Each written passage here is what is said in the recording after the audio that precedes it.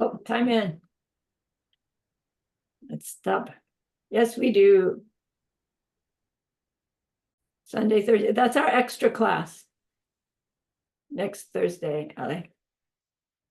Wait, no, Sunday, Thursday, Sunday. No, Sundays are, I'm confused.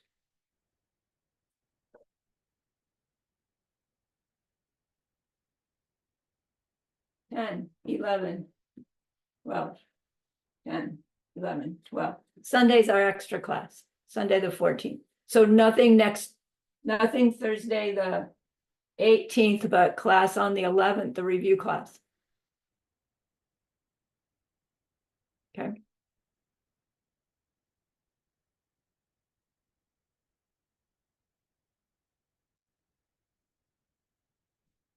All right, what do I do here? I start the recording. Record to the cloud. Yes. For the recording, welcome back. We are ACI course 5, class 10. It's July 7th, 2024. Let's gather our minds here as we usually do. Please bring your attention to your breath until you hear from me again.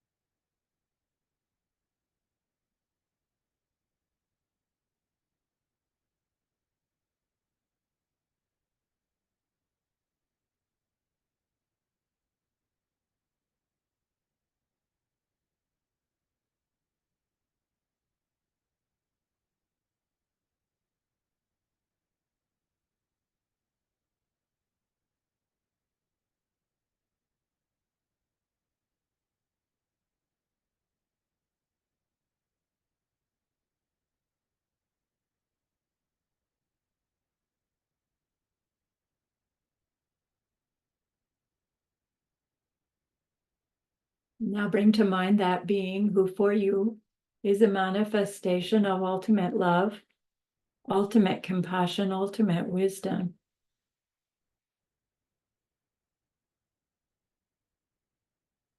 And see them there with you.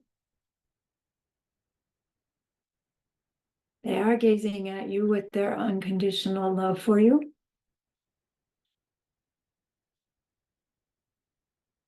Smiling at you with their holy great compassion.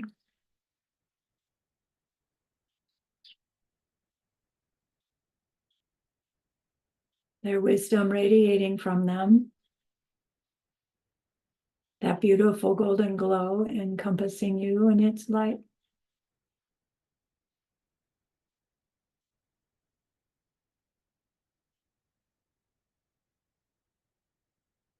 And then we hear them say, bring to mind someone you know who's hurting in some way.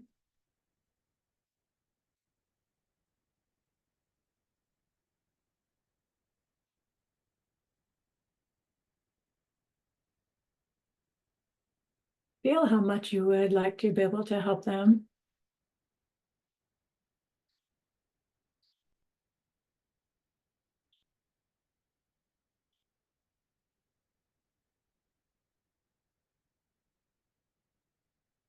Recognize how the worldly ways we try fall short.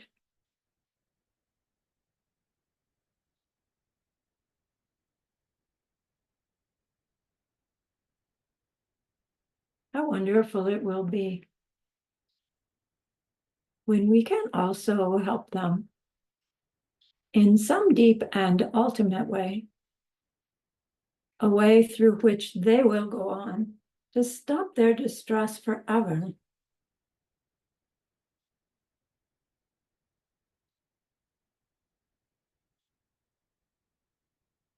We're learning that that is possible.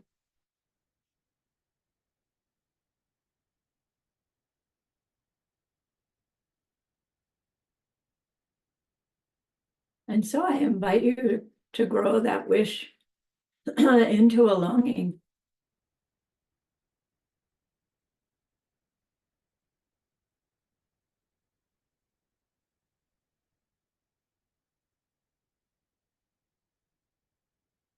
And thinking of what we're learning about karma, grow that longing into an intention.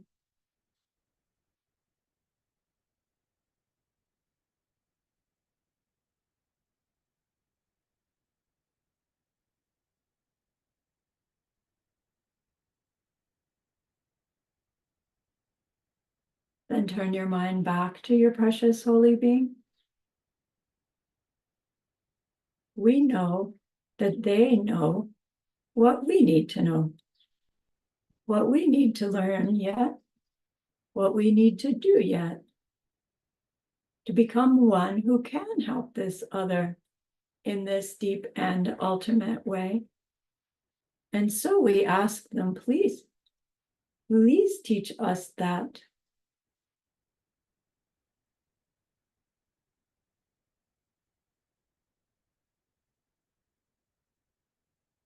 They are so happy that we've asked. Of course, they agree. All our gratitude arises. We want to offer them something exquisite.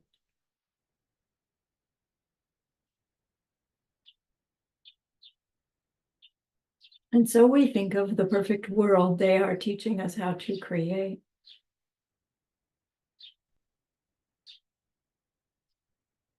We imagine we can hold it in our hands. And we offer it to them, following it with our promise to practice what they teach us, using our refuge prayer. Here is the great earth, filled with fragrant incense and covered with a blanket of flowers. The great mountain, 4 lands, wearing the jewel of the sun and the moon. In my mind, I make them the paradise of a Buddha and offer it all to you. By this deed, may every living being experience the pure world. Idam Guru Ratna Mandala Kaunirya Tayami. I go for refuge until I am enlightened to the Buddha, the Dharma, and the highest community. Through the merit that I do in sharing this class and the rest, may I reach Buddhahood for the sake of every living being.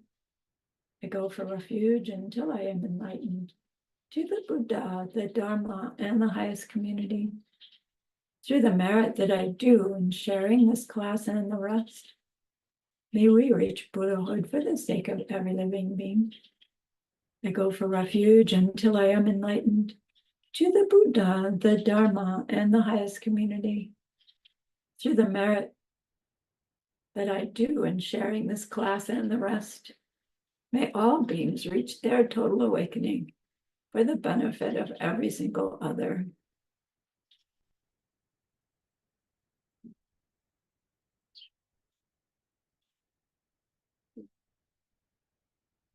And source of all my good,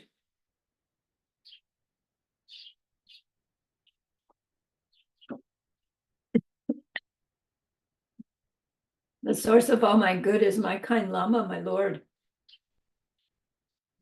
Bless me first to see that taking myself to them in the proper way is the very root of the path, bless. And grant me then to serve and follow them with all my strength and reverence. Bless me first to realize that the excellent life of leisure I have found just this once is ever so hard to find and ever so valuable. Grant me then to wish and never stop to wish that I could take its essence night and day. My body and the life in it are as fleeting as the bubbles in the sea froth of a wave. Bless me first thus to recall the death that will destroy me soon, and help me find sure knowledge that after I have died, the things I have done, the white or black, and what these deeds will bring to me follow always close behind, as certain as my shadow. Grant me then ever to be careful to stop the slightest wrong of the many wrongs we do, and try to carry out instead each and every good of the many that we may. Bless me to perceive all that's wrong with the seemingly good things of this life. I can never get enough of them. They cannot be trusted. They are the door to every pain I have. Grant me then to strive instead for the happiness of freedom. Grant that these pure thoughts may lead me to be watchful and to recall what I should be doing. Grant me to give the greatest care to make the vows of morality the essence of my practice. They are the root of the Buddhist teaching. I've slipped and fallen into the sea of suffering life. Bless me to see that every living being, every one my own mother, has fallen in too. Grant me then to practice the highest wish for enlightenment, to take upon myself the task of freeing them all. Bless me to see clearly that the wish itself is not enough. For if I am not well trained in the three moralities, I cannot become a Buddha. Grant me then a fierce resolve to master the vows for children of the victors. Grant that I may quickly gain the path where quietude and insight join together. One which quiets my mind from being distracted to wrong objects, the other which analyzes the perfect meaning in the correct way. Grant that once I have practiced well, the paths shared, and become a vessel that is worthy, I enter with perfect ease the way of the diamond, highest of all ways, holiest door to come inside for the fortunate and good. Bless me to know with genuine certainty that when I have entered thus, the cause that gives me both the attainments is keeping my pledges and vows most pure. Grant that I may always keep them, even at the cost of my life. Bless me next to realize the crucial points of both the stages, the essence of the secret ways. Grant me then to practice as the holy ones have spoken, putting all my effort in and never leaving off the practice of the 4 times highest that there is. Bless me, grant me, that the spiritual guide who shows me this good road and all my true companions in this quest live long and fruitful lives. Bless and grant me that the rain of obstacles, the things within me and outside me that could stop me now, stop and end forever. In all my lives, may I never live apart from my perfect lamas. May I bask in the glory of the Dharma. May I fulfill perfectly every good quality of every level and path, and reach then quickly the place where I become myself, the one who holds the diamond.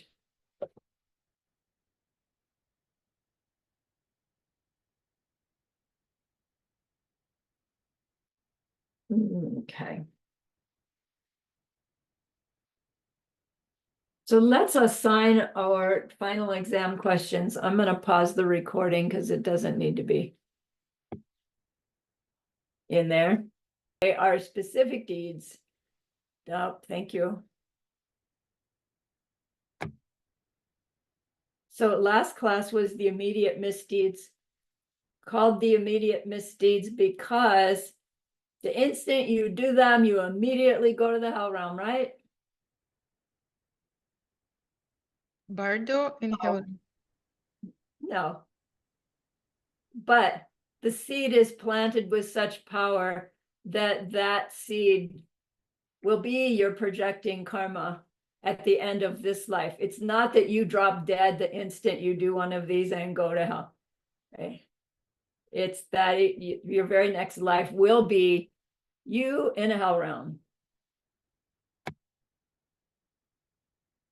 So we wanted to know about those 5 and the 5 that are close to them so that we can avoid them, right? So that's enough review. Let's go to this class. This class is like a natural question that would come up in our minds after hearing all this stuff about karma. Like two natural questions come up. One is, egads, what do I do with all the crap karma that I know I've got? And the other question is, well, now that I understand more about what karma really means, my behavior imprints on my mind in such a way that the results are either pleasant or unpleasant according to what I did. So, oh my gosh, my behavior now is my power, right? My superpower. And that we can make those seeds in a vague kind of way, or we can make those seeds in such a way, right, that they could be powerful enough that we could even transform ourselves in this very lifetime if we knew how to do that, to stop suffering for everybody. So our question would be, how do we make karma more powerfully? Again, if we understand how we make karma powerfully, we avoid making negative karma powerfully, and we focus on making good karma powerfully. It increases the power of our choice making. Okay.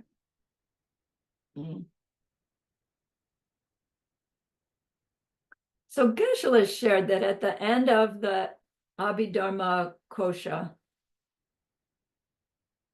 there's a chapter that's talking about the 6 perfections, which is curious because we learned this is a teaching from the sutras to a lower way audience, a lower capacity audience who believes that the highest achievable thing for oneself is reaching nirvana, and that the way you reach nirvana is by coming to intellectually understand selflessness and eventually experience selflessness directly, so that you can really start burning off the seeds for those mental afflictions and stop making more of them and reach that state of mind called freedom from grief, free of all grief, the end of all grief, nirvana. So why would that text that's teaching that have a section on the 6 perfections? The 6 perfections are about the Mahayana practice of becoming a Buddha. And they're directed at first growing the goodness so that we can grow the 2 bodhicittas, meaning the bodhicitta of the wish, the deceptive bodhicitta, that feeling, I want to be Buddha so that I can help stop everybody's suffering. And ultimate bodhicitta, which is that state of mind experiencing emptiness directly, called emptiness at that level instead of selflessness from the other level, but the absence of self nature that's experienced is identical regardless of those 2 practitioners. How it's interpreted when you come out's a little different. Actually, a lot different. So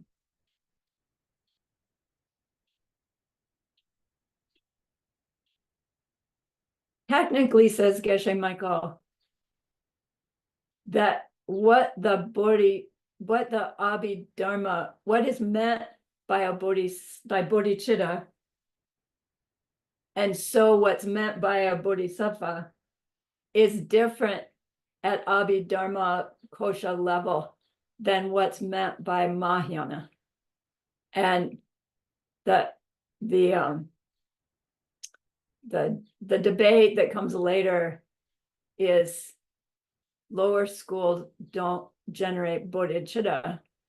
And their argument is, yes, they do, because there it is in Abhidharma Kosha, chapter on bodhicitta and the six perfections.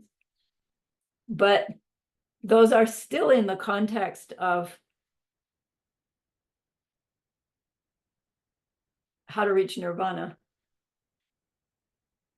in that what they mean by my enlightenment is reaching nirvana. Okay, so it's not contradictory, says Geshe Michael, but we can use it. So in that chapter that's talking about the practice of the six perfections, it gives some details about the aspects of those six perfections that will help us apply ourselves to those six perfections as a way of life, whether we are doing it to reach nirvana or doing it to reach Buddhahood. The information that Abhidharma Kosha gives us is usable by both of us, right? All of us. And so that's why we're studying it. It gives us these details about planting seeds in relation to the practice of giving, is the one that Geshe Michael covers in this class. The text goes into the others as well. And Geshe suggested that it would be well worth one's time to take the information given about giving from this class and work your way through it for moral discipline and not getting angry and joyous effort and meditation and wisdom.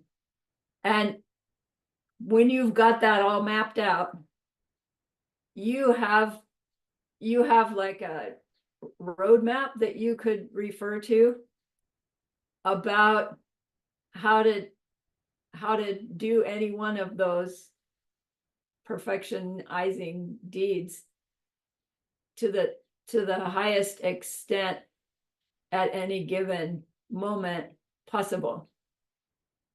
Like it'll be what you need to self-manage your behavior.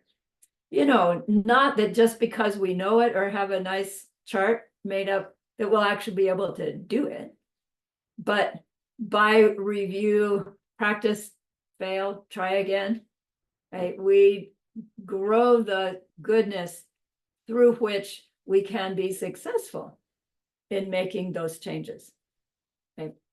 Okay. So Jimpa is the name of the first perfection.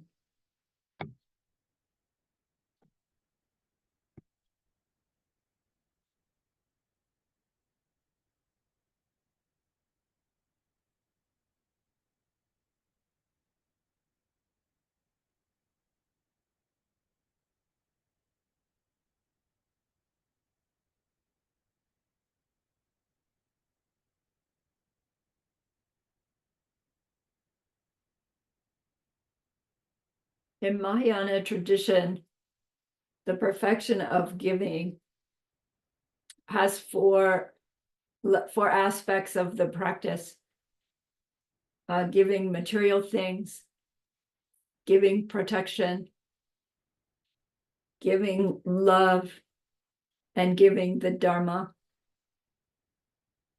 And in Abhidharma level, they offer four types of giving as well, but they're different.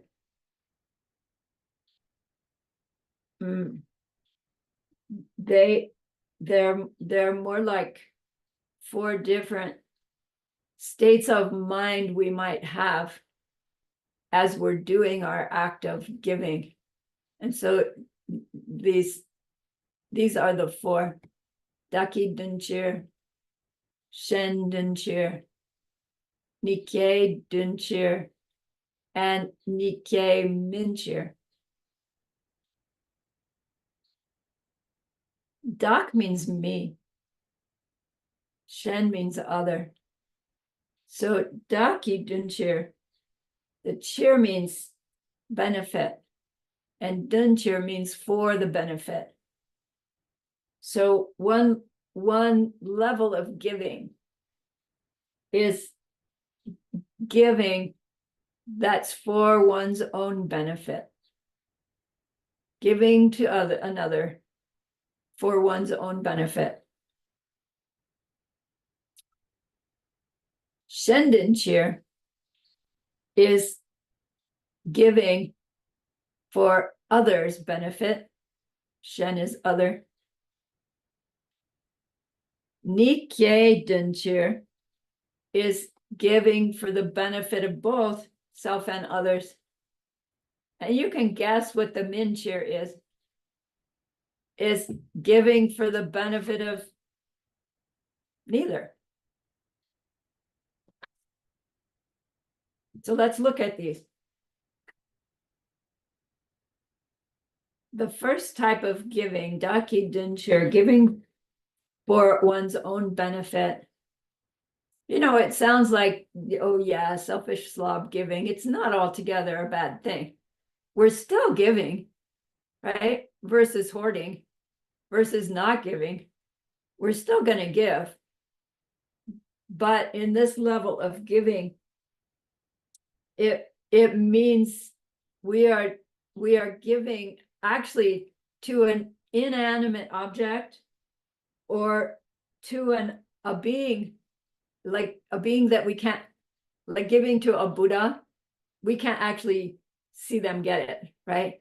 We can imagine we're giving something to a Buddha, but they're not physically there to say, oh, thank you. And further, they don't need it. They don't need anything that we might give.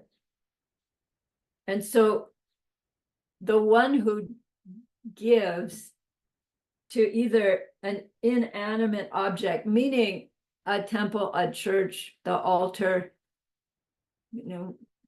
or to a being who isn't actually there to receive it, is referring to the giving in that way done by a being who's not yet free of desire for the desire realm.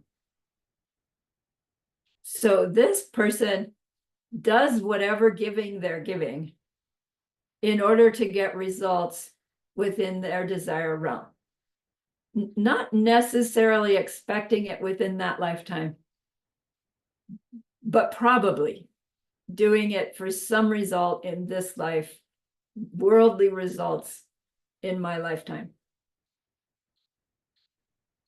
They say this kind of giving for one's own benefit. Also, someone who's in a deep meditation, in those levels of concentration where they are so withdrawn, they are unaware of a desire realm world.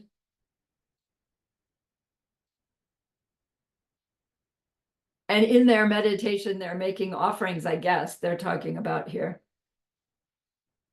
They're still making karmas that will come back to them in the desire realm, because they are perceiving themselves as a desire realm being going into that meditation. And when they come out of that meditation, they're back to seeing themselves as a desire realm being. And so they're going to get their results in the desire realm.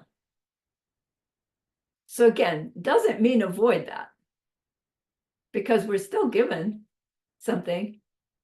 It's better than saying, well, no, I'm not going to give anything to anybody because I'm still a desire realm being and I'll just do it in that lesser way. But those are stingy karmas, right? And we don't want those. So this kind of giving is a goodness, but the mindset of the person is doing it at this lesser level for some personal benefit, some personal worldly benefit.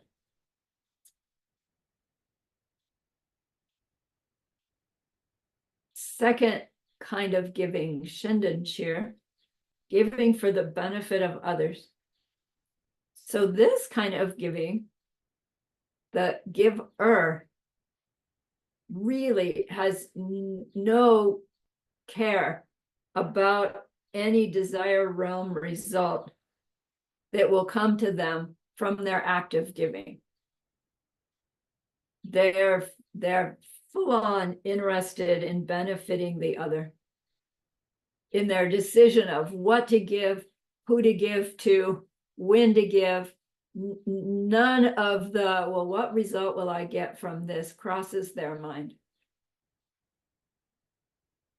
They say for a being to do this kind of giving, they would have to be a being who has no desire for the desire realm.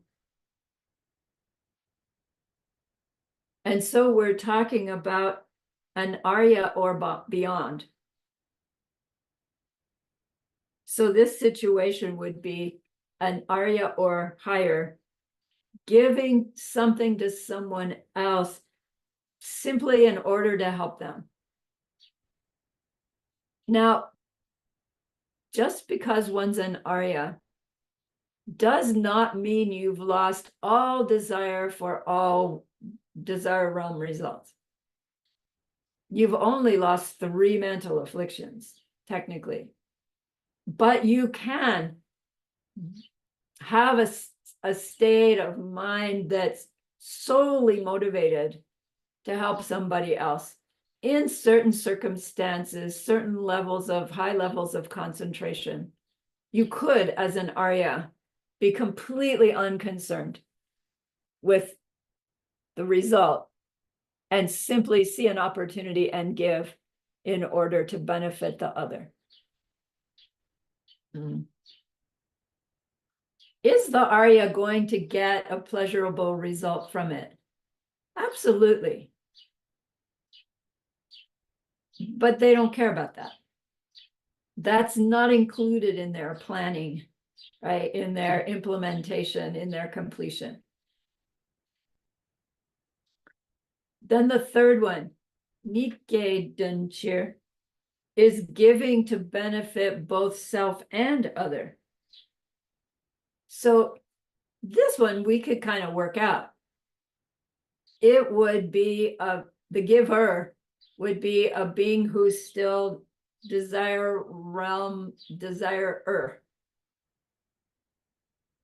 Right?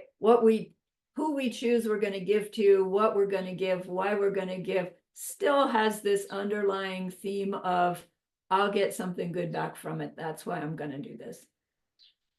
And then we're giving to a being who is also a desire realm being. So they're wanting a desire realm result. They're actually getting a desire realm result by me giving them something. That's their result of something. And my seeing them as a desire realm being and holding myself in that way as well makes this giving benefiting them and benefiting myself. Right? Still, not a bad thing. Just limited in its power of its result. So in all of these, you can see the key difference is that the giver and the level of their mind's identity or attachment to the desire realm.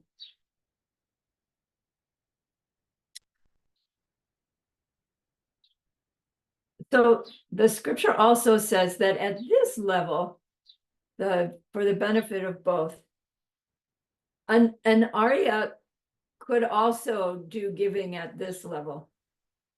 If they're in a state of mind that is from those old seeds, even though they don't believe them anymore, they could still be giving with some feeling underneath that I give this to them, I'm going to get something back.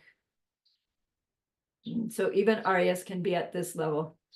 But Arya and above can also manage to focus their mind and their giving in such a way that they can do the Shandin cheer to benefit only other.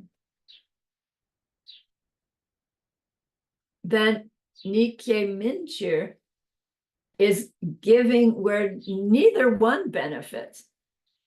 Like, why in the world would you ever do that kind of giving? Because it's still giving. But they say that the being who could do giving that benefits no one. Like, remember the mantra from Thousand Angels of Bliss, Meek Me Sewe Turchan Chamrezi. It means loving eyes with nothing it sees, right? This being who gazes on all the world with loving goo eyes and they see nothing.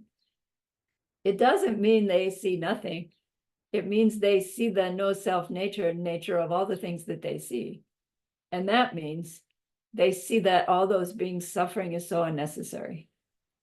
No wonder they are the epitome of compassion and love. Like, they just want to reach right into you and like pick you up by the heels and shake your ignorance right out of you. And it's like, please do that to me. And they can't, So someone who's free of the desire for a desire realm result, giving to another being who is free of the desire for a desire realm result, is giving where neither benefits. And they say this situation is where a Buddha is interacting with another Buddha. They are giving, they are sharing with each other. Neither one needs it. Neither one benefits from it, right? But they're giving, and they're giving. Because the mindset's entirely different, right? Like their giving is this automatic natural outflow of their ultimate compassion, ultimate love. And it's how their merit is perpetuated, right? Just because you reach Buddhahood doesn't mean you're Buddhahood self-existently. They're still planting, ripening. And it's kind of happening simultaneously, but the process is still happening, which means there still needs to be merit making happening. And that's what Buddhas do. All right.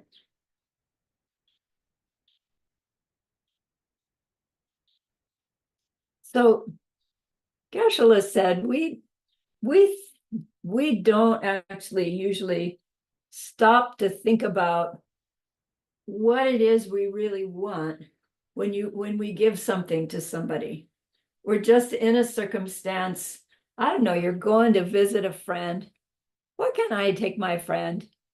And I find some little thing that I hope that they will like. Whether they keep it or not doesn't matter to me, but I just want to take them something. And why do I do that? Oh, my mom taught me it was play. Oh, it makes me happy to see them go, oh, you thought about me enough to bring me something. It's like, oh, okay, so I do it so they'll like me better. Okay, so I do it so that, right? Why do we do it? Beyond, I'm just supposed to. And then with that understanding of our motivation, we can fine tune our giving to them. Maybe we change the thing we give. Maybe we change the state of mind we have as to why we're giving it and as we're giving it. And we'll see with the rest of this class how we can fine tune our thinking to take that giving that was motivated by just, that's what it is to be nice, to That's what it is to be nice, and I can create this person into a Buddha someday by giving them the same little silly trinket, because my mind is different as to why I'm doing it and as I'm doing it. So we'll see.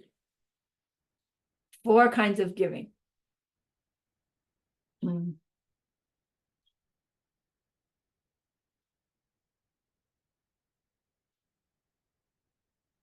we understand these things really well, like deeply enough to actually put them into practice day by day, moment by moment, we find that we use our desire realm in order to create happy, ultimately happy beings. And that's how we change the desire realm from desire realm to Buddha paradise realm. It's what it means for the realm to change. Geshe-la says the same system could be such that we could create everything and anything we could want worldly, samsarically. These same principles, right? They are what creates our experience. So you want to use them to create your wealth, your perfect partner, your perfect health, your save the world, and then you die. Like that's all, if that's all right, if that's what you want, you can do that. But when we really understand, we'll want to use the principles for a higher purpose. And Geshe-la says, when you really get it, you would just be like giving. You would just be giving. Like, take the idea, I would be giving stuff, money, time, attention, anything I could give into like becoming the verb. I would be giving, right? Just everything about me would be outflowing. When we really change our seeds from misunderstanding karma and emptiness to understanding karma and emptiness.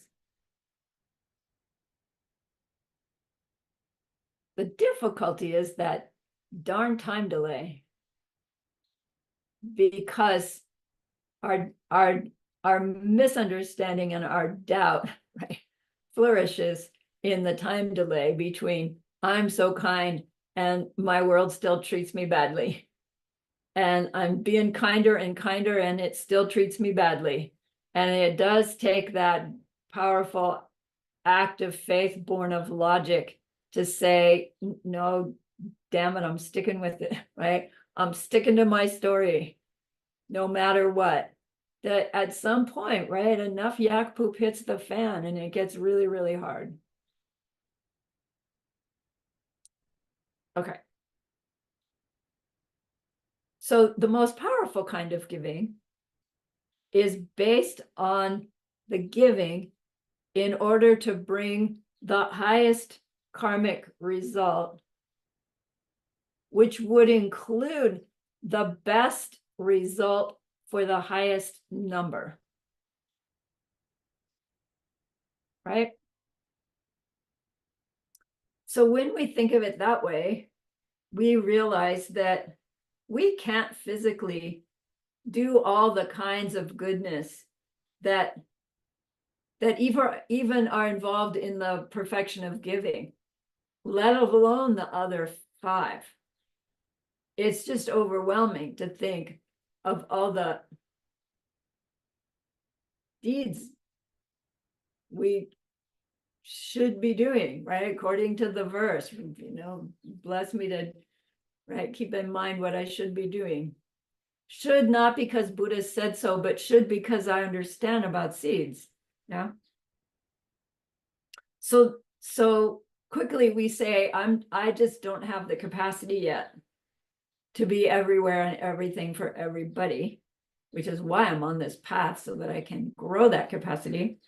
And so we learn to prioritize our virtue business, Geshe-la always says.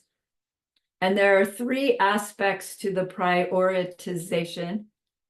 There are qualities of the giver that make their giving more powerful.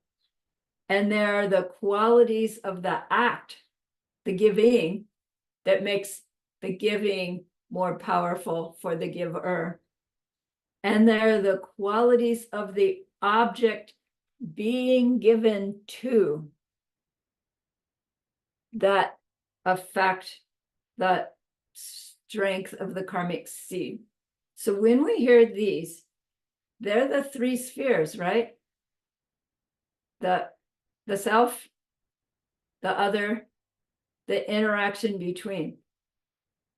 But it sounds like it's the subject, the act, the giving, and then the qualities of the object. I always automatically think, oh, that's the thing I'm giving.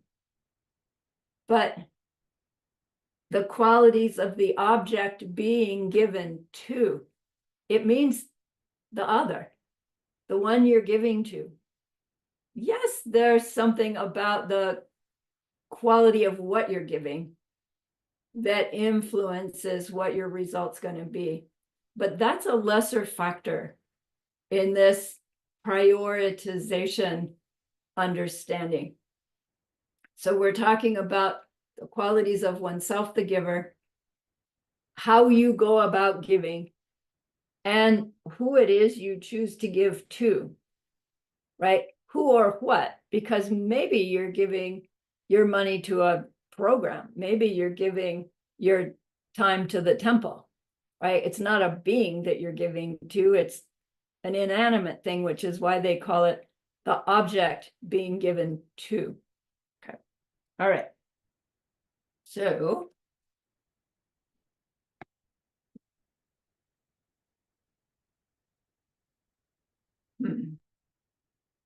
to understand about the quality of the giver that makes their giving more powerful, the scripture talks about what's called the 7 riches of an Arya.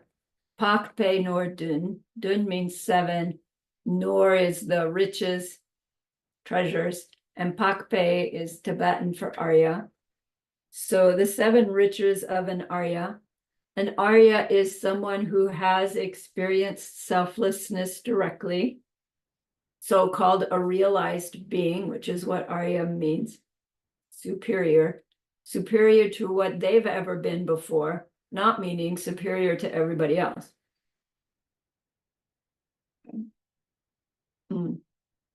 So an Arya has these 7 qualities that vastly increases the power of their deeds. So you, the Arya, have these 7 qualities. And because you have these 7 qualities, you know it about yourself. The seeds you plant as you give include those qualities, right? You are a powerful karmic object, even for yourself, right? So here's the 7. And they say, yes, these are 7 that you have by way of being Arya, but it does not mean that you can't have them before you're Arya. So we can grow any one or all of these 7, grow them in our identity, right? In our motivational factors, and they will increase the power of ourselves as a giver, not the power over others, our own powerful seeds. So the first one is Depa. Depa means faith. Here, we understand faith born of logic, meaning we've used logic to bring ourselves to a valid perception of something that we could not perceive directly with our senses. And so now we believe it based on logic. Here, faith means because of that, we have recognized the goodness of something. Let's say that what we're talking about our faith is our faith is in Buddha, or our faith is in our teacher. The faith in the Buddha means we recognize that being the Buddha's goodness, we admire it, and we aspire to become like that. That's what the quality of faith is here. Right? It's quite different than what we think of as faith. This is, wow, Lama is so amazing. I really admire it. I want to be like that. And as we have that faith in ourselves about Buddha, and we want to be like Buddha, as we're giving flowers to my Aunt Mary,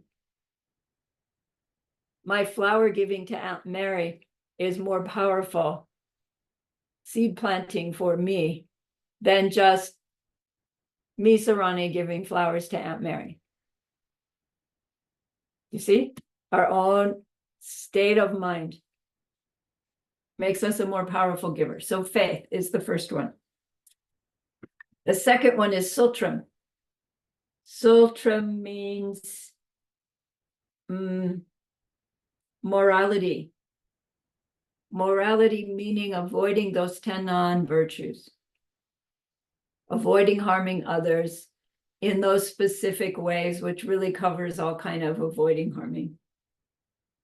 If we are a strongly moral person, the power of any of our actions is more powerful than for a less moral person.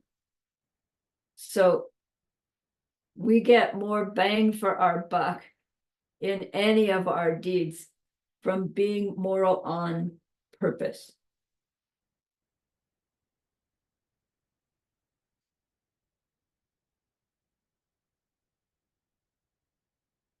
It's break time. Let's take a break before Tonghua.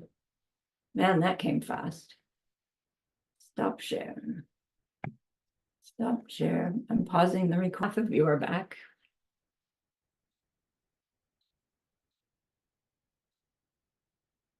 All right, we're back. So I see something in my notes that I failed to say about the faith piece. Geshe-la said that the faith is about admiration and aspiration to be like the Buddha or be like the teacher. And then he said, but that sense of recognizing goodness, admiring it, and aspiring to be like that, which is the power through which our giving is stronger. That doesn't have to be limited to Buddhas and spiritual teachers. We can grow the habit of looking for the goodness in others and admiring the goodness that we see, even when our habit is to see the 16 million lousy things about them, but to just say, okay, let's focus on their goodness and admire that goodness. And it would be really hard to aspire to the goodness in somebody where they have 16,000 bad qualities, but they're one goodness. Like, I really would like to be like that goodness. And that effort to look for the good in others, admire it, and aspire to that good quality as we're interacting with them has a powerful impact on the seeds that we plant that grows in our mind, that you can see where it's going to go, right? We'll start seeing more goodness around us. and we'll be seen as having those goodness. And then we're back to, well, is that why I was doing it? Or was I doing it because when I'm seen with those qualities, I can have a higher benefit to others, rather than when I'm the one with the 16,000 negative qualities and only one good one. Right? So all of these factors, there are all these nuances, and that's why we're learning all of them, because they're all within the purview of how we make our choices of behavior. All right. So the next one is Tongwa.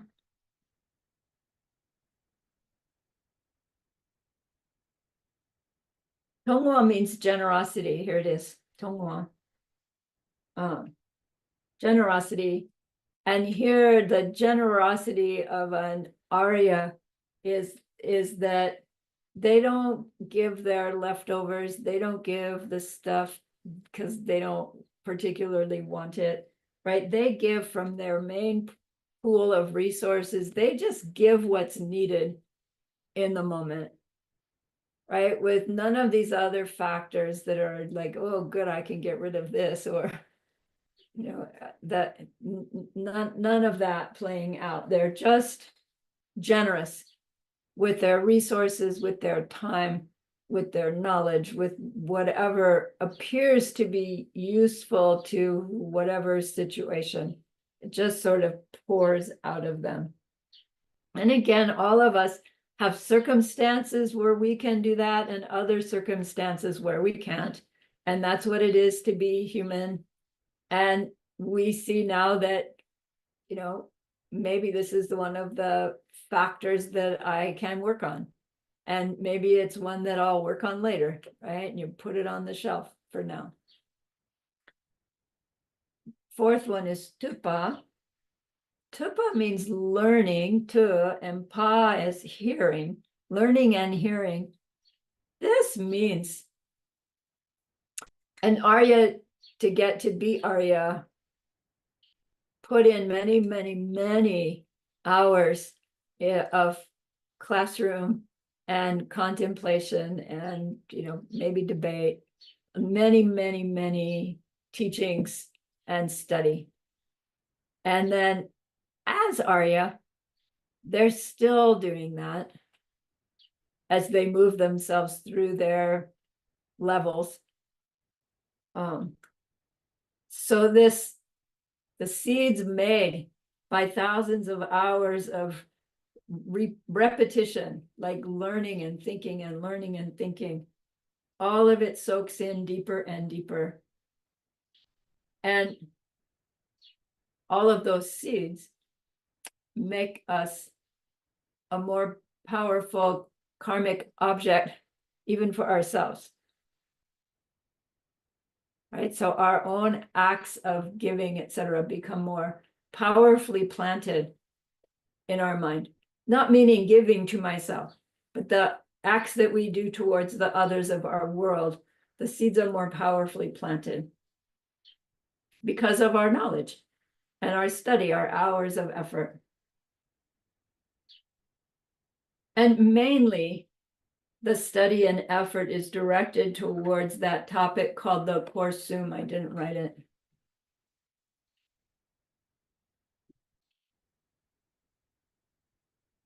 It means the three spheres.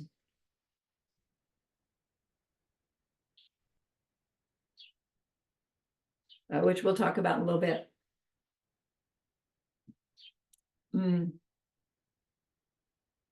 At Abhidharma level, the three spheres is called the selflessness of the three spheres. In Mahayana, it's called the emptiness of the three spheres. The idea is the same.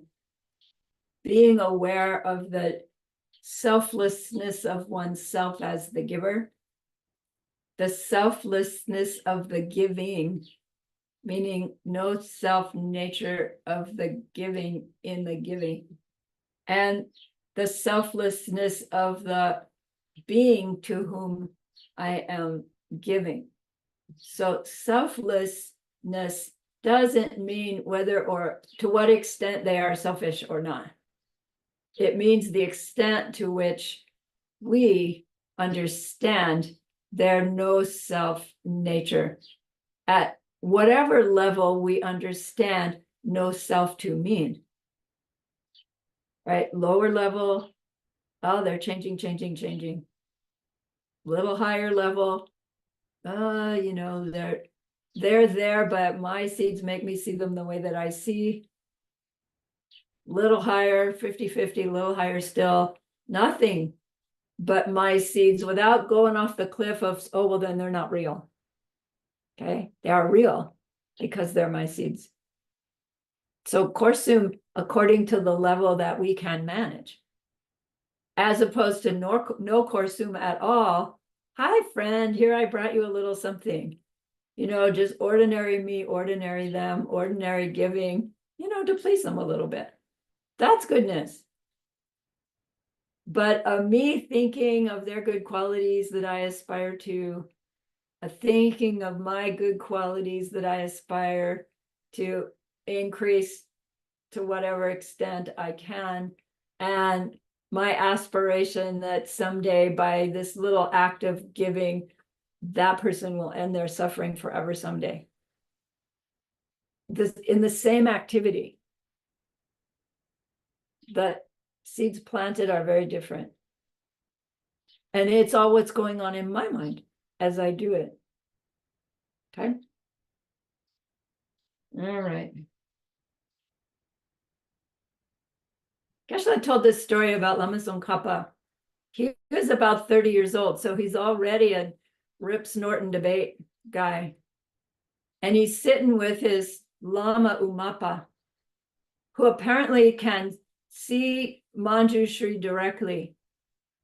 And Tsongkhapa aspires to be able to see Manjushri directly. He holds Manjushri as his heart teacher.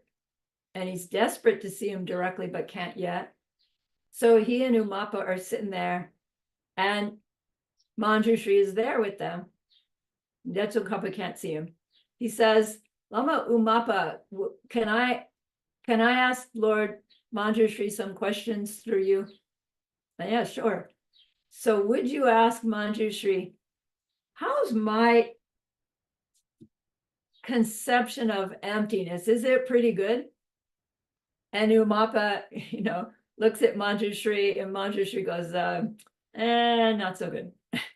So tells Tsongkhapa that. And he goes, well, wait, do you mean I'm lower middle way, not higher middle way?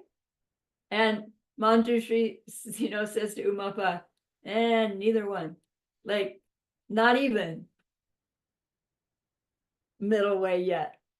And, you know, what would you expect somebody who, you know, probably already has a pretty good reputation and, you know, is probably thinking he's pretty smart, gets told by his heart teacher that he can't see yet, nah, right, you're not even close.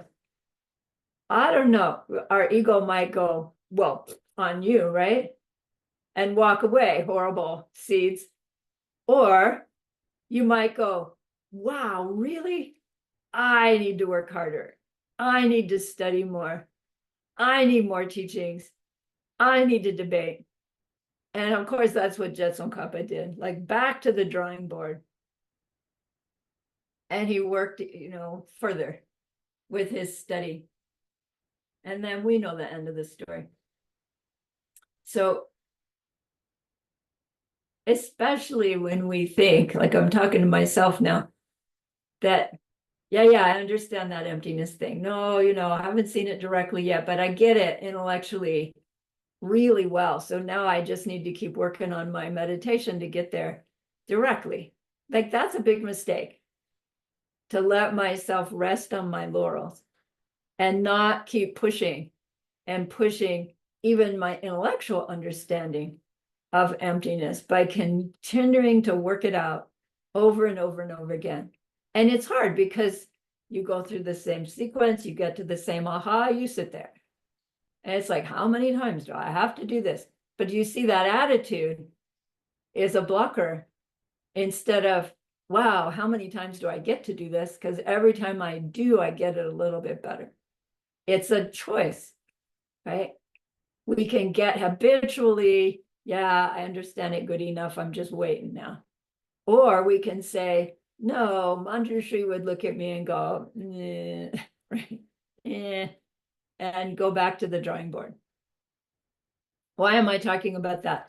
Because the Arya has these great seeds of all that study. They are still studying, and that makes them a more powerful giving object. And we can grow that ourselves, which you are doing by doing your ACI and your homeworks and quizzes and etc. So good job, you.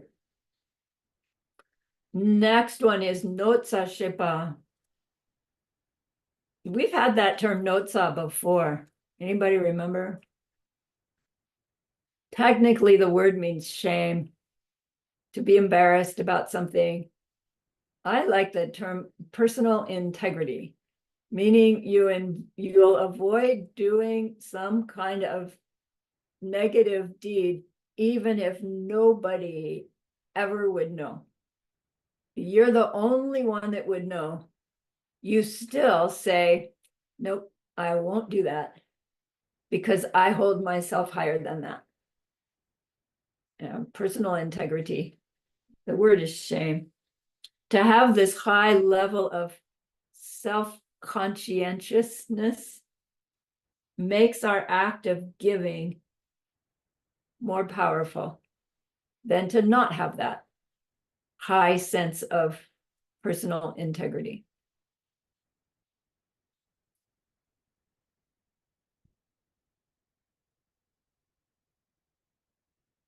Specialist said, if His Holiness the Dalai Lama gives $100 to an orphanage, and the neighborhood axe murderer gives $100 to the same orphanage, His Holiness makes hugely more powerful giving seeds than does the axe murderer, because of the quality of the state of mind of His Holiness versus the axe murderer, right? All these different factors involved.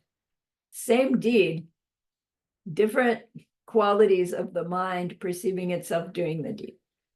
Is it a good deed for the axe murderer to give money to an orphanage? Absolutely. The karmic seed planting is different. All right. Tralyupa is from Tralya, so someone who has this sense of consideration, meaning they avoid doing any kind of unkind deeds because of the impact it would have on others. Right? On one level, because of the impact, on oneself by way of the other person seeing. But then at higher levels, because of our concern of the impact on the other by them seeing us do such a thing, right? This high level of concern over our impact on others. Our impact on others comes from their karma. So we really don't have control over that. But we do have control over our choice of behaviors based on a concern of whether it might negatively influence them. And if it might, decide not to do it. That's the important piece here, that we change our behavior based on what we anticipate could be a negative impact on somebody else.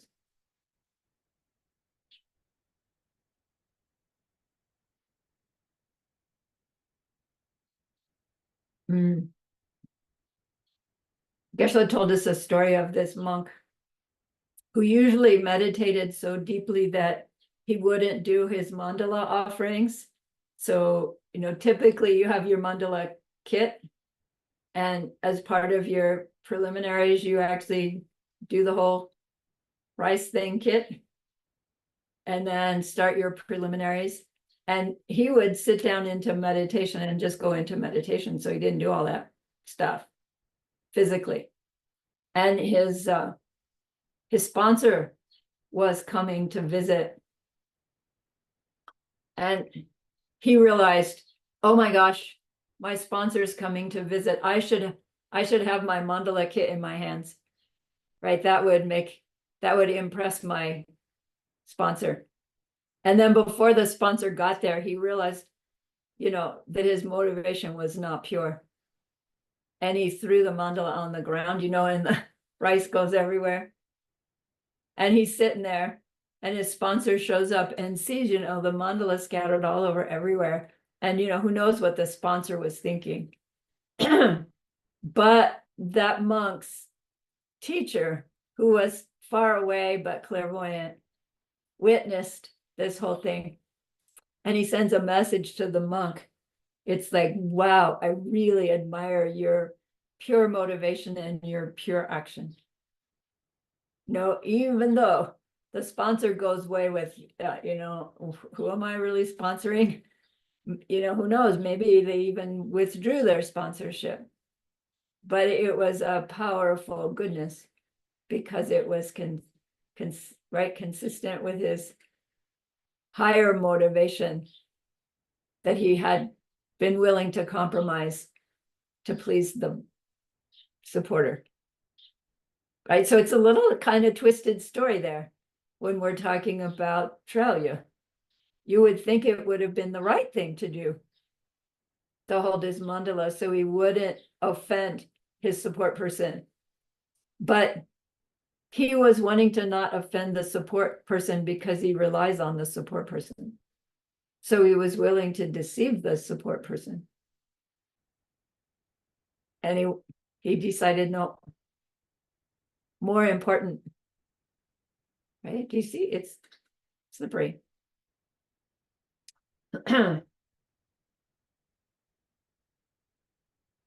Seventh of the seven riches of the Arya is Sharab, wisdom. At Abhidharma level, it's understanding selflessness. And it's the most powerful of these power increasers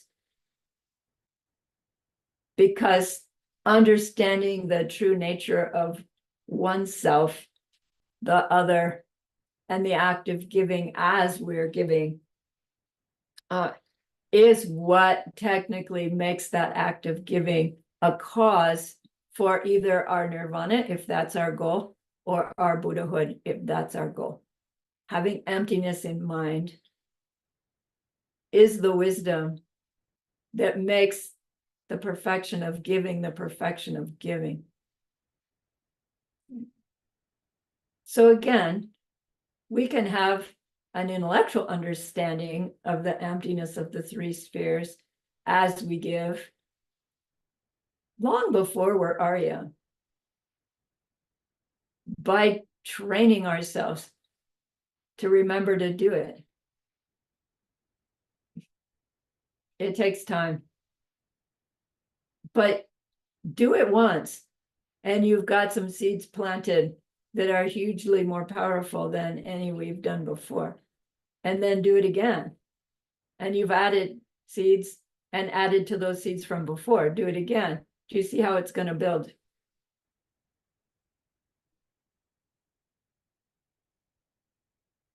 All right.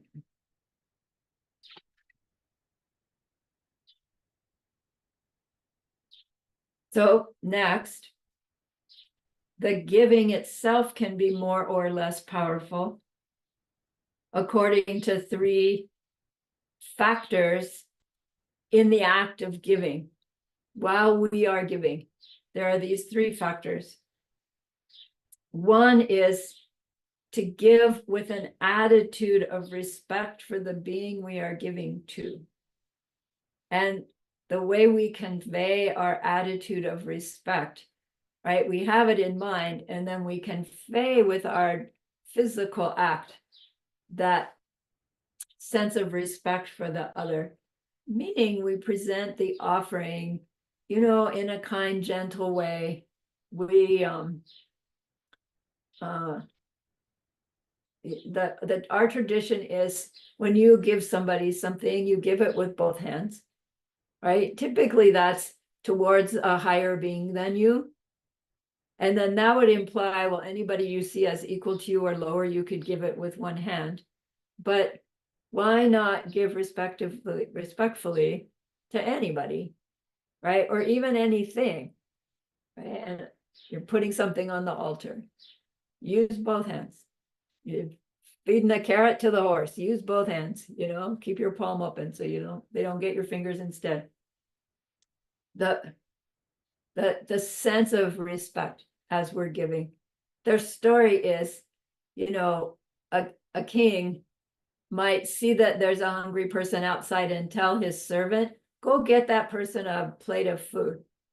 Or the king can say, wait, time out, take a plate of food, and he himself take it out to the hungry person. Right? The king is showing respect by doing it himself, is the classic example. The second factor is to give what is really needed at the time. Increases the power of our giving when it's serving a need. Not meaning that's the only time we ever give, but it's a factor. Then third one is to give in a way that does no harm to anyone else. To give in a way that does no harm to anyone else. And that includes the one that you're giving to, there and anyone else as well. So you wouldn't, give somebody who's suicidal something that's poisonous, duh. But you also wouldn't give alcohol to someone that has an alcohol problem, even if it's the thing that you do at Christmas time, right? You come up with something else.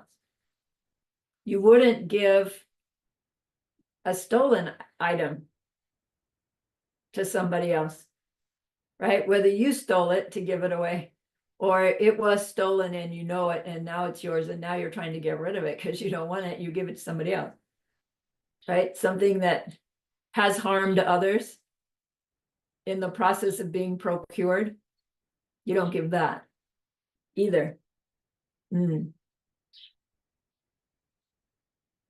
Scripture says you wouldn't give a goat to a butcher.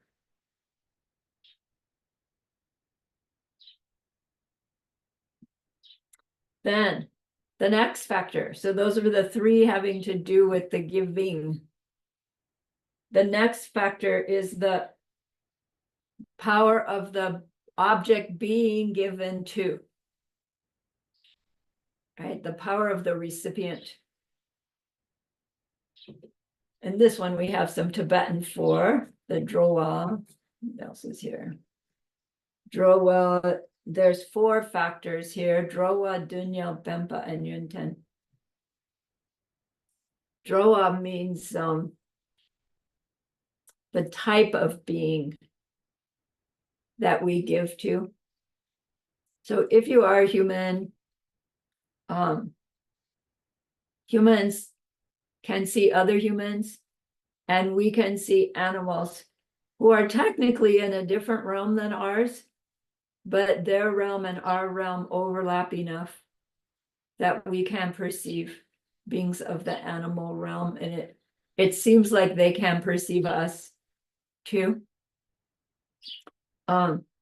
There are other existing beings that are beyond most of our ability to perceive with our senses. So we really only have these 2 choices in our acts of giving to make giving more powerful. Is it more powerful to give to a human or give to an animal? And with this power of the object, there's a hierarchy, they say, in the sense of giving to a being who well, we'll see, who's benefited us, who has the capacity to benefit a lot of others, either is doing it now or has the capacity to do it soon in the future, whether they're actively suffering, big time suffering versus not so much suffering versus only pervasive suffering, the extent to which they've benefited us. Did I say that already? So there are all these different factors. In this factor of just comparing human to animal within the realms type of being, it is more powerful to give to a human than it is to give to an animal. And they say, even if the human is some horrible criminal and the animal is Lassie, or Flipper, or Rin Tin Tin, like I'm aging myself. Who's the animal superhero of these days? Is there one? No, who is it? Not a cartoon character, but a real animal. Like Lassie, Lassie. Lassie was this collie, right? And she could do anything. And she saved her little boy's life, so many times. And she was so smart and amazing. I mean, the service animals now, right? They're all extraordinary beings. And come on, wouldn't it be more powerful to give to my cousin's service animal than to give to the neighborhood axe murderer? Technically not. This is a hard one, because no matter how amazing Lassie is, Lassie cannot reach her enlightenment in this lifetime. The axe murderer can. Crazy, huh? Is he likely to? Probably not. But because he's human, he has the all six factors needed. And like Angulimala, I only need one finger left. And then, oh, I guess not. Boom, right? Changes and reaches Arhat or something in that same lifetime where he killed 999 people for their finger. So yeah, being human, neighborhood axe murderer could wake up one day and go on to purify and make merit. So they're a more powerful act of giving than Lassie. Technically, we are not in positions where we have to make the choice. But if we were, and we wanted to make the biggest giving bang for our buck, we would choose a human over an animal. Do both, right? Second factor is dunyal, the extent to which there's suffering going on. So giving to someone who's obviously suffering is more powerful than giving to someone who's not in any great need. Somebody who's cold, somebody who's sick, somebody who's hungry, somebody who's, feeling unsafe. And then now again, it's like, well, if I compare the hungry dog with the happy llama, now which is more powerful? And you can't say. Take care of the dog and donate it, dedicate it to your llama. It's not an either or with these. These are all factors to consider. Pempa means assistance. So giving to a being who has given you assistance is more powerful than giving in the same way to someone who's never helped you, or even possibly harmed you, done the opposite. Here in particular, we know about the assistance factor is that the beings, for a human being, the beings who are powerful karmic objects because of Pempa is the parents, mother a little bit more strongly than father, but parents, because they gave us this human body, we've heard this teaching a number of times, not the quality of their parenting, simply the fact that they gave us this human body makes them powerful karmic objects. But anyone who has assisted us is more powerful than somebody who, it's in this life, we don't see that they've ever done anything for us. And there are lots of beings who assist us in many ways.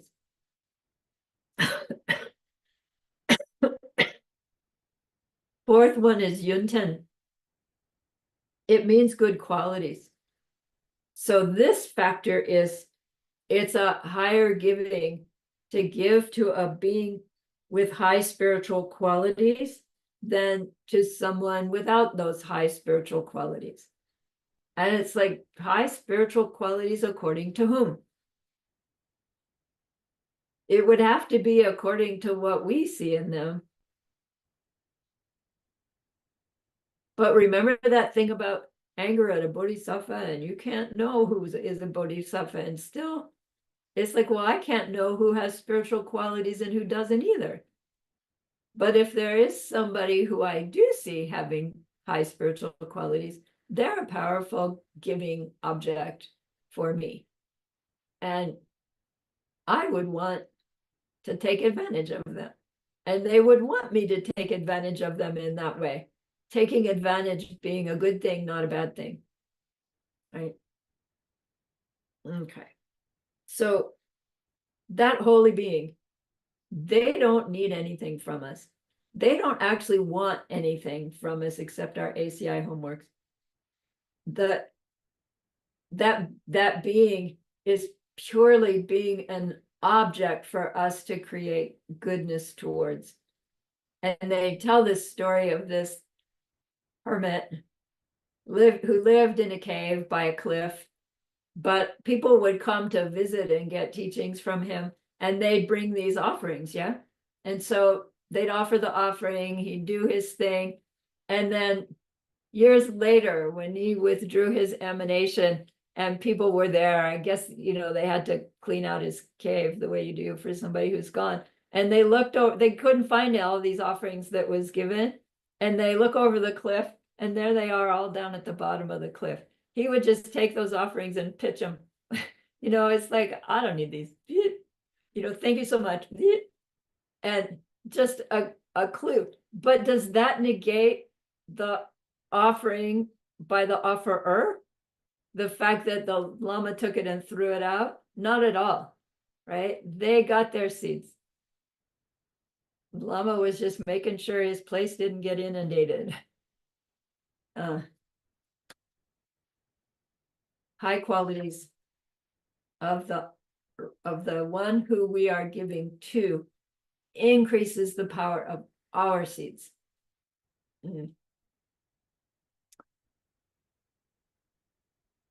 Again, the example is, so you buy a bouquet of flowers, and you could give this bouquet of flowers to either your Aunt Mary or to His Holiness the Dalai Lama. And, His Holiness the Dalai Lama will go, well, thank you, and hand them off. Aunt Mary will go, wow, thank you so much. She'll put them in water. She'll admire them and enjoy them for a week. What seeds are the more powerful giving? Do you see these nuances? It's more powerful to give the flowers to the Dalai Lama, who sees them for an instant and then they're gone from our perspective, his perspective, versus ordinary Aunt Mary who enjoys them for a week. It's more powerful to give to His Holiness.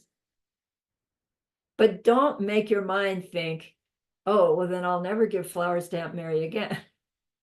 Because that's not the conclusion.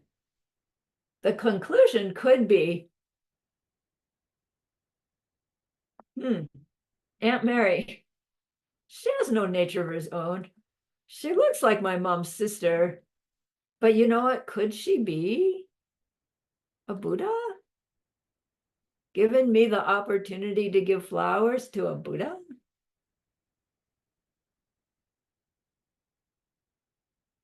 And she'll keep them for a week and enjoy them every day.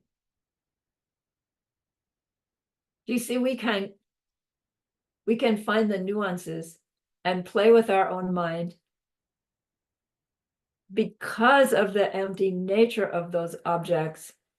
We can, in our imagination, change the power of our seeds by just thinking differently as we interact with the other. Now it gets a little dangerous because it is fantasy. It is made up at first. And so we probably don't want to go to Aunt Mary and say, Aunt Mary, I'm seeing you as a Buddha right now so that I can increase the power of my seeds, right? You don't do that. You keep your Aunt Mary Buddha to yourself and be extra special, kind, and helpful to Aunt Mary. And listen to what she has to say, because if we're going to play out this scenario, she is Buddha talking to you. And maybe she's going to say something that's a clue. Right? And then, thank you, Aunt Mary. I had a lovely day. Right? You dedicate it and rejoice that evening. I pretended that Aunt Mary was a Buddha, and it was really fun. And we had a nice time together. And then what happens if you pretend Aunt Mary is a Buddha? You bring her flower and she just chews you a new one. Right? Then the task is, she's still Buddha. Yikers. You know, what do I do this one? Our own fantasy isn't going to play out necessarily the way our fantasy wants it to. So it's all part of the practice, is working with it either way it goes, if we're going to try this on for size. All right, intent.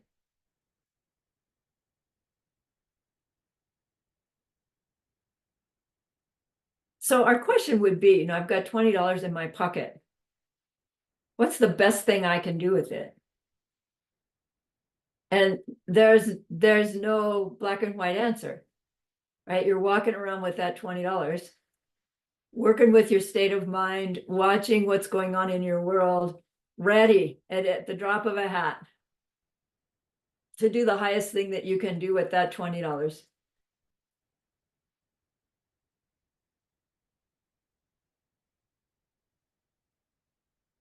Making informed choices. All right, last topic for this class. Jela Sakpa, it's called. Jela Sakpa means it's referring to karma that is collected and committed. So that J means committed and Sakpa means collected. We've heard the term collected before. To collect karma, we understood to mean when you're done with the deed, the imprint gets made and you've collected the karma. And then takes time before that karmic seed ripens, and then we experience the result. But the collection happens at the finish of the deed. But now they're saying there's this committed, this term committed, karma that's committed and karma that's collected. And we get these 4 permutations. You can have collected and committed. You can have collected and not committed. You can have committed and not collected. And you can have not committed, not collected. Although I think that would be not a seed at all. So there are these different factors at play that make a seed be a seed that is collected and committed. So committed here means committed to ripening. Not the time frame necessarily. Collected means the seed is planted. Committed means that seed that's been planted is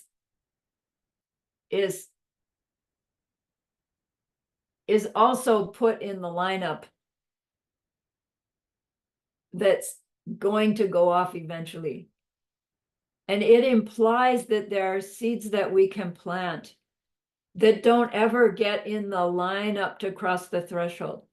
They're in there somehow, but they don't have enough power to actually get over the hump. And that there are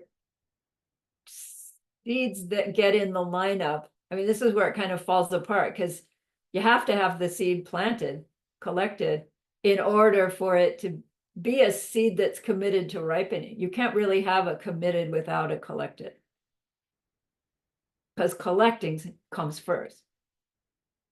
A collected seed with certain power also becomes a committed seed, meaning committed to ripening, not committed as in I committed the crime. Right? It's using the term committed differently.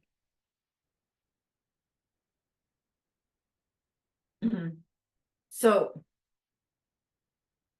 we want to make good seeds that are collected and committed. And we don't want to make bad seeds in such a way that they are both collected and committed.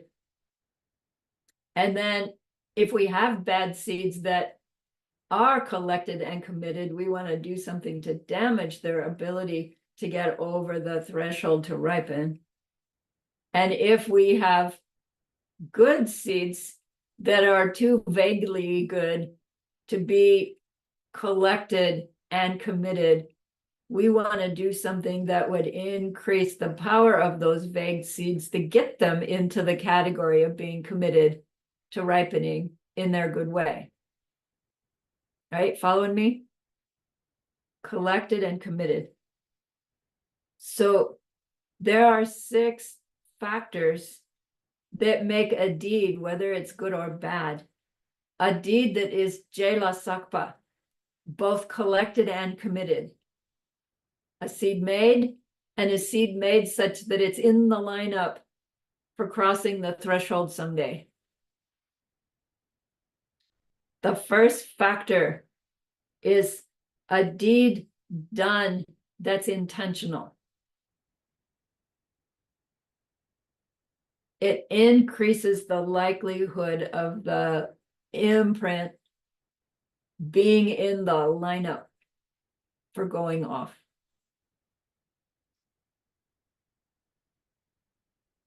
The second factor is that we had a complete path of karma.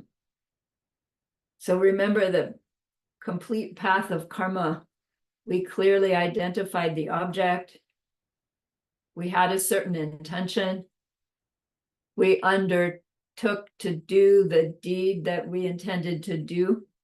And we saw ourselves complete the deed that we intended to do towards the object that we correctly identified. When we have all of that going on, we have collected and committed. And when we're missing some or other of those factors, you have a deed collected, but not committed for what you intended to do. Right? Maybe you committed to something else, but it takes all 4 factors for that particular deed to become both collected and committed. Third part is, for a negative such deed, we would have to have no regret about it. Regret means, oh man, I did that thing. It's going to come back as unpleasant. I wish I hadn't done it. Right? That's simple regret. And it's a bittersweet feeling, because yeah, I have to admit that I did something that I'm ashamed of. But I know by regretting, it means I recognize it and I really am sorry I did it. And something in me really wants to avoid doing it again. Will I for sure not do it again? Probably not. But this sense of regret can be a powerful positive force versus there I go again. That's guilt, right? I'm just bad. I can't do it. I'll never do it right. That sense, those seeds, both ripening and being planted, just increases the power of not being able to change. Versus regret is, now I understand. I understand better. I'll try harder. Right? I can do this. It's a unpleasant state of mind that's a virtue, they say. So to have no regrets with some negative deed, it means we're actually being happy with what we did.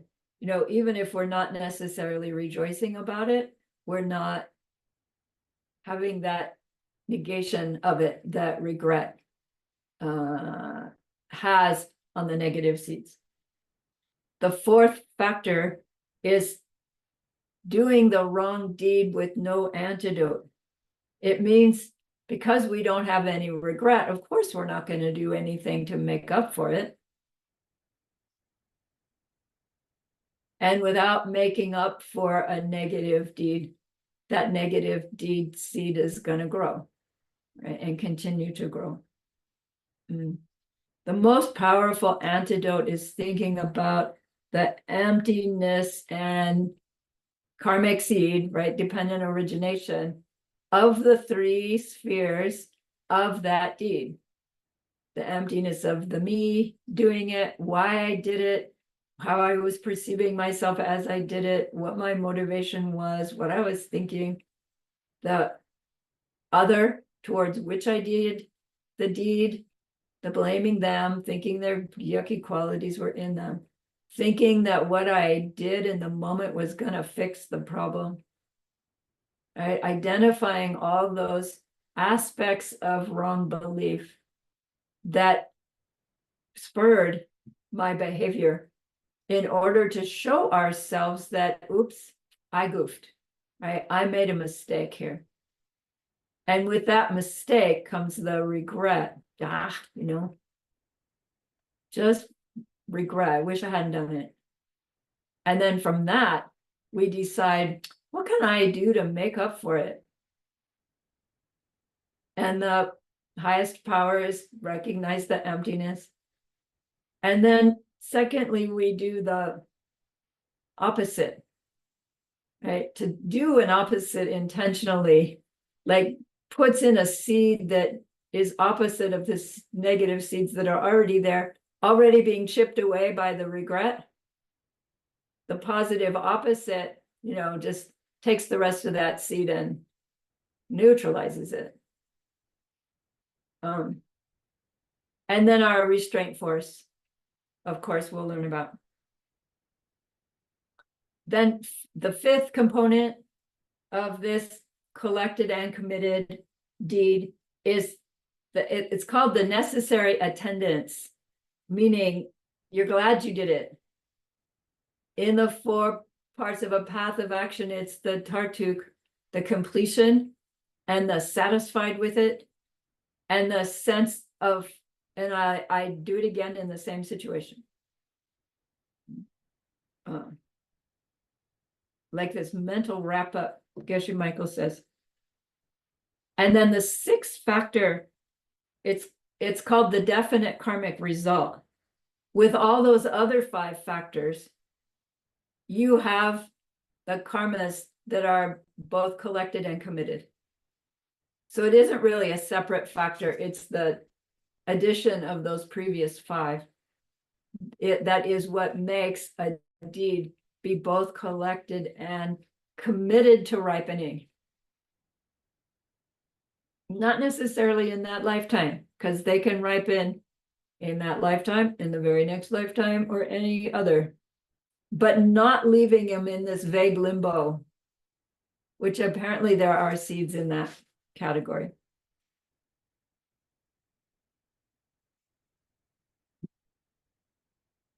So Geshe-la says, why do you suppose Buddha taught us these 4 parts of a path of action? And then elsewhere, he gives us all these other influences about karmic seeds.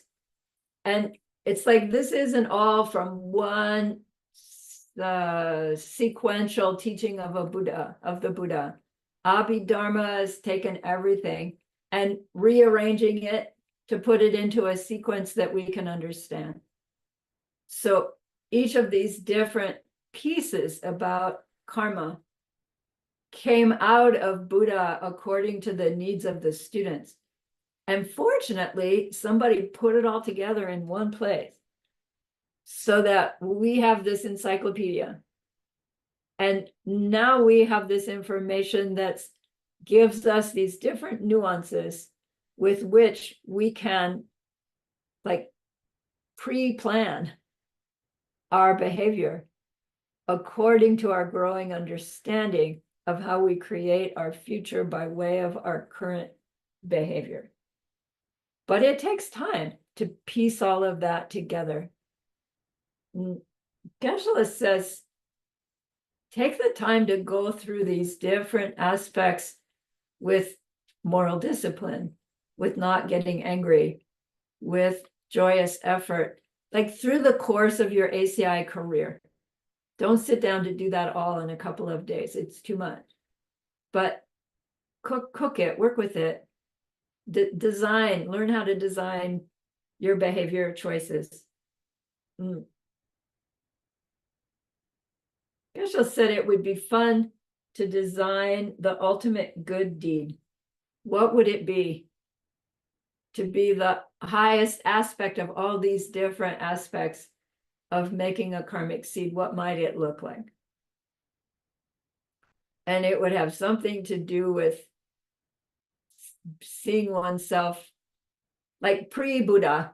It would be something like a bodhisattva who's, giving away any object for the sake of helping all living beings as they're helping just one or two. This act of giving free of desire for the desire realm to another being who's in suffering, not yet free, but still is some kind of high object to give to, and all being performed in order to bring everybody to their freedom from suffering, so that they can bring everybody freedom from suffering, so they can bring everybody freedom from suffering. You can never stop saying it. And then if you boil all that down, it would be like, well, that's all bodhicitta. It takes ultimate bodhicitta to have deceptive bodhicitta, but we grow our deceptive bodhicitta so that we can reach ultimate bodhicitta, and we hold bodhicitta in our mind as we're doing anything, and that makes anything we do become the cause of our Buddhahood, we learned in course 2. So we're learning how and why that's true as we understand the principles of karma. All right, done. Class 10. Yay. So remember that person you wanted to be able to help at the beginning of class. We have learned more that we will use someday to help them stop their suffering entirely. And that's an extraordinary goodness. So please be happy with yourself.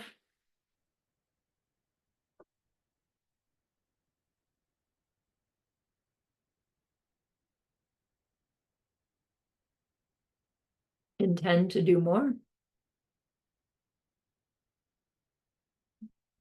And And think of this goodness like a beautiful glowing gemstone that you can hold in your hands.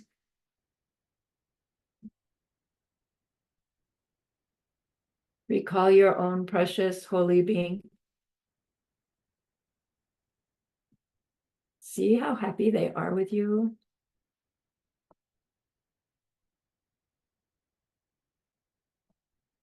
Feel your gratitude to them, your reliance upon them.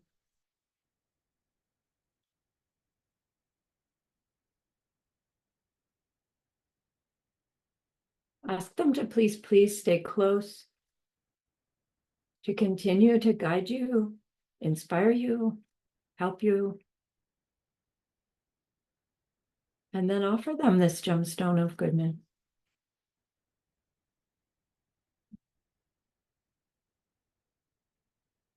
See them accept it and bless it.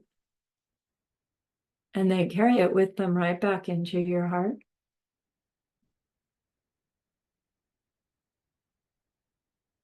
See them there, feel them there. Their love, their compassion, their wisdom. It feels so good, we want to keep it forever. And so we know to share it by the power of the goodness that we've just done. May all beings complete the collection of merit and wisdom, and thus gain the two ultimate bodies that merit and wisdom make. So use those 3 long exhales to share this goodness with that one person.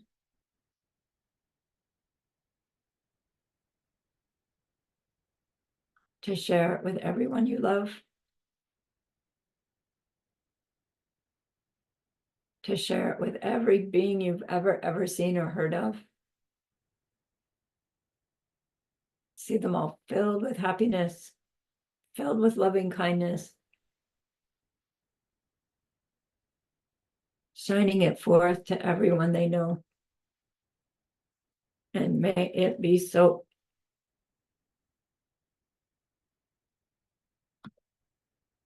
Okay, thank you again for the opportunity. Thank you for this class. Oh my gosh, we're almost complete. I look forward to you teaching me the final exam. And then we'll do that extra class on the 4 powers, okay? All right. Have a nice week. I will see you. This is Sunday, Thursday. Yes, okay. Thank you. Stopping recording. Great. Okay, bye-bye.